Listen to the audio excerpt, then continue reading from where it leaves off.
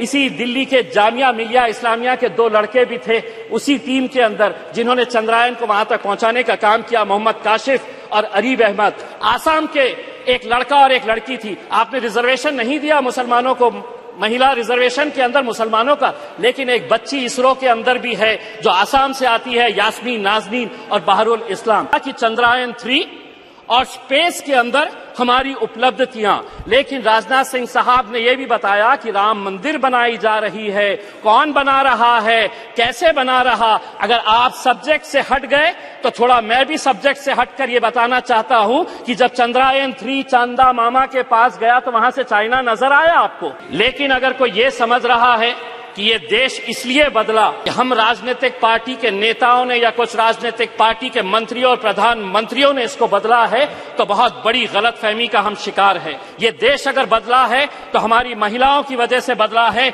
हमारे वैज्ञानिकों की वजह से बदला है। चंद्रयान 3 जब चांद पर लैंड हुआ तो सारी दुनिया में हमारी दखल ली गई और पूरे देश में बड़े गर्व का एक माहौल था, खुशी का माहौल था। पूरी दुनिया हमें इस नजरिए से देखा करती थी कि ये वो देश है जिसकी पहचान इलिटरेसी के लिए की जाती थी। ये वो देश है कि जहां पर सड़कों के ऊपर गाड़ियां कम और जानवर ज्यादा घुमा करते थे। ये वो देश था कि जहां पर फीमेल इन्फेंटिसाइड के नाम के ऊपर हम बच्चियों को पेट के अंदर ही खत्म कर देते थे। ये वो देश था जहां बेरोजगारी हमारा मुकद्दर थी। लेकिन आज ये देश बदल गया है और आज पूरी दुनिया इस देश को झुककर सलाम कर रही है। लेकिन अगर कोई ये समझ रहा है कि ये देश इसलिए बदला कि हम राजनीतिक पार्टी के नेताओं ने या कुछ राजनीतिक पार्टी के मंत्रियों और प्रधानमंत्रियों ने इसको बदला है, तो बहुत बड़ी गलतफहमी का हम शिकार है।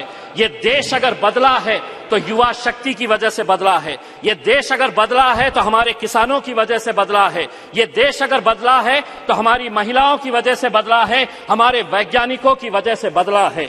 और आज अध्यक्ष महोदय, हम सब बहुत सारे सदस्य ऐसे हैं जिन्हें याद होगा कि एस्ट्रोनॉट राकेश शर्मा जब स्पेस के अंदर गया और उससे पूछा गया था कि वहां से भारत देश कैसा दिखता है, तो उसने कहा था कि सारे जहां से अच्छा हिंदुस्तान हमारा।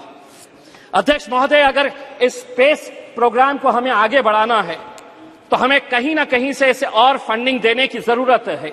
लेकिन आज इंडियन स्पेस रिसर्च ऑर्गेनाइजेशन की फंडिंग अगर हम देखते हैं तो क्या वजह है कि 2022 के फाइनेंशियल ईयर के अंदर 13,700 करोड़ रुपए का बजट घटाकर 12,553 करोड़ रुपए कर दिया गया था।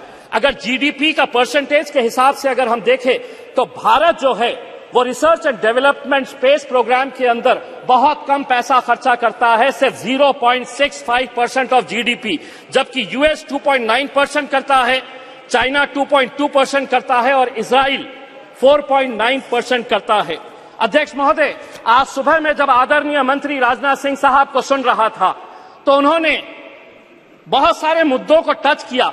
मैंने दोबारा सब्जेक्ट पढ़ा कि यह सब्जेक्ट है क्या, तो पता चला कि चंद्रयान 3 और स्पेस के अंदर हमारी उपलब्धियां, लेकिन राजनाथ सिंह साहब ने यह भी बताया कि राम मंदिर बनाई जा रही है। कौन बना रहा है, कैसे बना रहा? अगर आप सब्जेक्ट से हट गए तो थोड़ा मैं भी सब्जेक्ट से हटकर यह बताना चाहता हूं कि जब चंद्रयान 3 चांदा मामा के पास गया तो वहां से चाइना नजर आया आपको ये नजर आया कि किस तरीके से 2000 स्क्वायर किलोमीटर हमारी धरती के ऊपर चाइना ने कब्जा करके रखा है।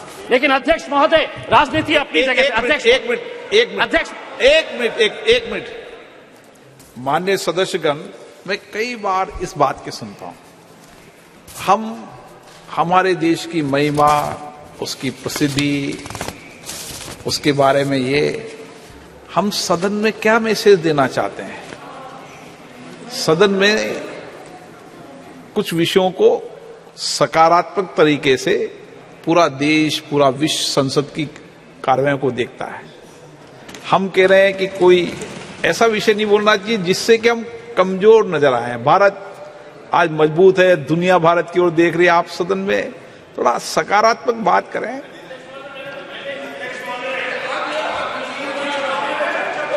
हाँ, वो विषय अलग है, वो विषय है। मनीष जी, आपका विषय लेकिन ट्रैक के ऊपर मैं नहीं हटा अध्यक्ष महोदय। पढ़ते भी रहते हैं। अगर मंत्री जी अगर ट्रैक के ऊपर हटकर दूसरी बातों के ऊपर चले गए तो मजबूरन हमें भी थोड़ा सा ट्रैक के ऊपर हटना पड़ा। लेकिन अध्यक्ष महोदय, राजनीति अपनी जगह के ऊपर। मुझे आज खुशी है कि चंद्रायन के अंदर जितने लोगों का योगदान रहा है उसमें 4 मैं लोगों का खास तौर से नाम लेना चाहूंगा। यकीनन जो हमारे साइंटिस्ट हैं, इस प्रोजेक्ट के डायरेक्टर है एस सोमनाथ, इसरो के chairperson, mission director S Mohan Kumar, project director Veera Muthuvel, इनके साथ जितनी भी टीम।